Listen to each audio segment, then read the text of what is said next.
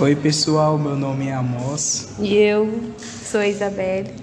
Hoje viemos falar um pouco sobre a história do livro Eu, Robô, que foi publicado em 2 de dezembro de 1950 e foi escrito pelo autor Isaac Asimov. Vamos contar um pouco sobre a história. Ela começa em 2057, quando uma famosa psicóloga da robótica, Susan Calvin, concede uma entrevista como último ato de sua carreira, relembrando acontecimentos de sua profissão, contando diversas histórias que se passam em lugares espaciais, onde é raro o uso de robôs na Terra. Às vezes, alguns robôs agiam de modo descontrolados. E quem ficava responsável por investigar a alteração do comportamento desses robôs eram dois especialistas, chamados Greg e Mike. Uma coisa surpreendente para a dupla foi que, apesar dos descontroles dos robôs, eles respeitavam as 3 leis da robótica. As leis visam defender o ser humano e tinham 3 regras. A primeira é que o robô não pode ferir ou permitir que o ser humano venha a ser ferido. A segunda fala é que os robôs têm que obedecer às ordens dadas pelos seres humanos, desde que a ordem não seja feri-los. Já a terceira diz que um robô deve proteger sua própria existência, mas tem que priorizar a vida de um humano antes da sua. Então, essa foi um pouco da história do livro. Para quem gosta de ficção científica, eu recomendo você a ler, é muito bom. Esse é o final do podcast e obrigado para quem escutou até aqui. Beijinhos. Até mais.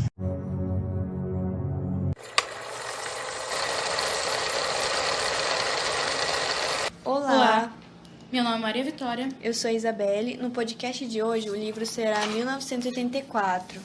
George Will escreveu o livro já no final da sua vida, quando padecia de uma tuberculose e acabou falecendo alguns meses depois. Muitos acreditam que a obra se trata de um recado que o autor deixou para as gerações futuras. Escrita no começo da Guerra Fria, a narrativa é fruto de um contexto histórico marcado pelas disputas políticas e ideológicas. O enredo apresenta as guerras constantes como uma forma premeditada de manter os privilegiados no topo, através da dominação das classes mais baixas. O romance descreve a existência sufocante dos indivíduos que vivem num sistema de opressão e autoritarismo. Para o poder controlar os cidadãos, o governo precisa padronizar as suas vidas e os seus comportamentos. Assim, a individualidade, a originalidade e a liberdade de expressão são considerados crimes de pensamento, perseguidos por uma força policial própria, a polícia do pensamento, com liberdade e escravidão, com um dos seus lemas. Assim, o maior tema dessa obra é certamente a liberdade de controle. Podemos classificar o tipo de regime apresentado na obra como uma autocracia, ou seja, um estilo de governo totalitário, no qual o poder está concentrado em uma pessoa só. Nesse caso, o ditador, intitulado Grande Irmão, além de serem controlados por ele, os cidadãos também precisam prestar culto e adorar o seu retrato todos os dias. Através da vigilância apertada e constante, o partido consegue ter um controle tão grande da conduta dos indivíduos. O protagonista é Winston Smith, um homem comum que trabalha para o partido externo. O partido pretende limitar o conhecimento dos cidadãos. No entanto, Winston tem acesso às informações reais. O protagonista vai ficando cada vez mais revoltado. Aos poucos, ele começa a conspirar contra aquele regime. O objetivo do partido não é eliminar os membros da resistência. Sobre o autor, George Orwell foi o pseudônimo escolhido pelo jornalista, ensaísta e romancista Eric Arthur Blair. O autor nasceu em Motihari, uma pequena cidade na Índia, no dia 25 de junho de 1903. Era filho de um funcionário colonial inglês, agente do Departamento Britânico de Ópio.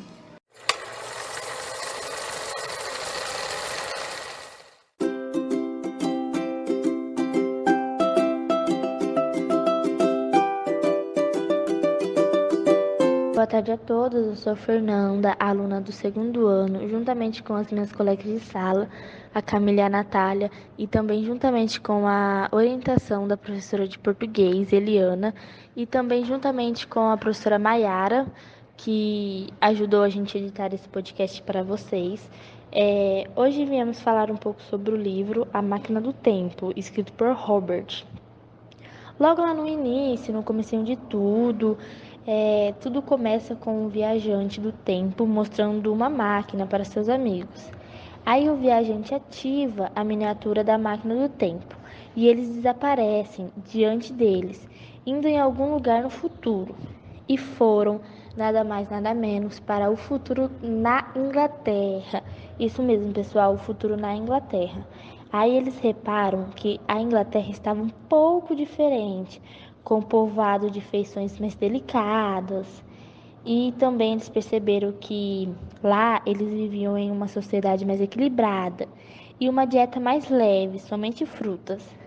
No livro fala também que para eles voltar para onde que ele estava, né, para a vida normal deles, eles tinham que usar a mesma máquina que levaram eles para o futuro na Inglaterra.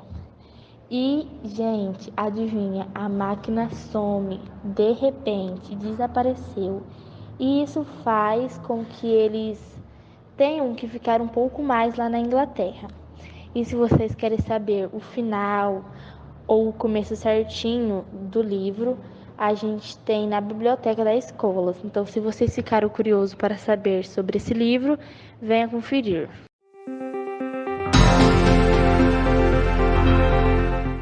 Meu nome é Vitória Caroline e sou do 2º ano do ensino médio. O nosso podcast conta com a participação também de Bárbara Cotrim e Marcele Cristina. O livro de Ursula Le Guin, Os Despossuídos, retrata uma sociedade livre de sentimento de posse, na qual não existe dinheiro e todo o trabalho é voluntário. Não existe família, as pessoas mantêm o incentivo em viver para a sociedade. O incentivo consiste em manter amizades e aderir a relações sexuais desde a puberdade. Foram criados quartos para que eles se relacionassem sexualmente e vivam juntos se fossem de suas vontades. Não há um limite para filhos. Eles podem ter quantos quiserem. As crianças são criadas por instituições de educação, sem manter vínculos com os parceiros, na qual as geraram. Todos na instituição são condicionados a viver em sociedade, para que esta funcione bem. Ursula escreveu Os Despossuídos em 1974, com muitos temas, sendo eles famílias, regime político, homossexualidade, machismo e feminismo, sem ser chato e sem ditar regras. Esse foi o nosso podcast sobre a resenha do livro Os Despossuídos.